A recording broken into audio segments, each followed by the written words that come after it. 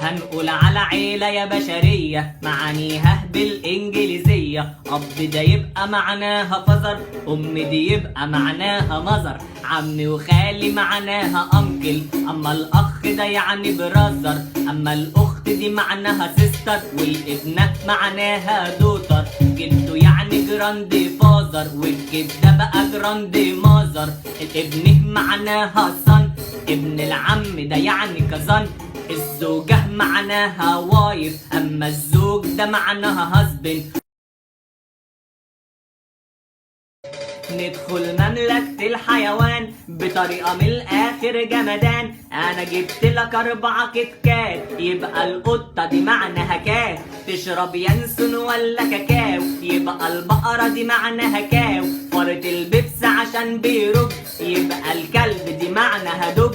انت برنس فهمت الدرس، يبقى حصان دي معناها هورس، ورونالدو ده مشهور بالدول، اسد الغابة ده يعني ليون، طول عمرك شطور ومسيطر، يبقى النمر دي معناها تايجر. انا كلت يا عم الجرجير، يبقى الدب دي معناها بير، خليك كده في مكانك ثابت، يبقى الارنب معناها رابت. انا في النادي وبلعب بوكس، يبقى الثعلب معناها فوكس. انا جبت لكم لعب وحاجات، يبقى الفردي معناها رات، قرد شقاوة دي معناها مانكي، وحمار طيب معناها دونكي.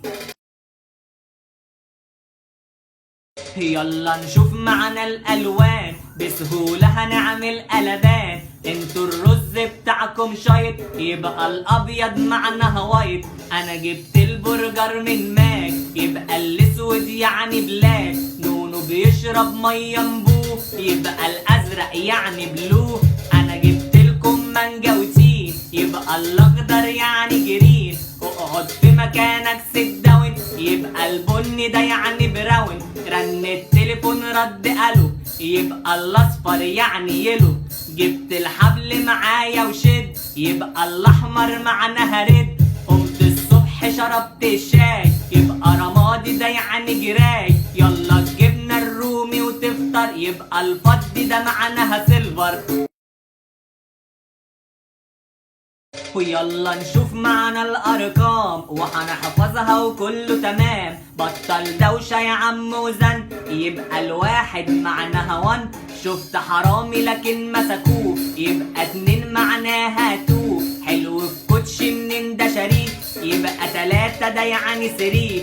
عارفك بتحب البيتي فور، يبقى ال4 معناها 4. رمضان يعني كنافة قطايف، يبقى ال5 دي معناها 5. اسم الكلب بتاعي ده ريكس، يبقى ال6 ده معناها 6. تشرب بيبسي وانا اشرب 7، يبقى ال7 معناها 7. انا روحت خلاص البيت، يبقى 8 دي معناها 8. يا حبيب قلبي فينك مش باين، يبقى ال9 دي معناها 9. ما ترد التليفون بيرن، يبقى ال10 دي معناها 10.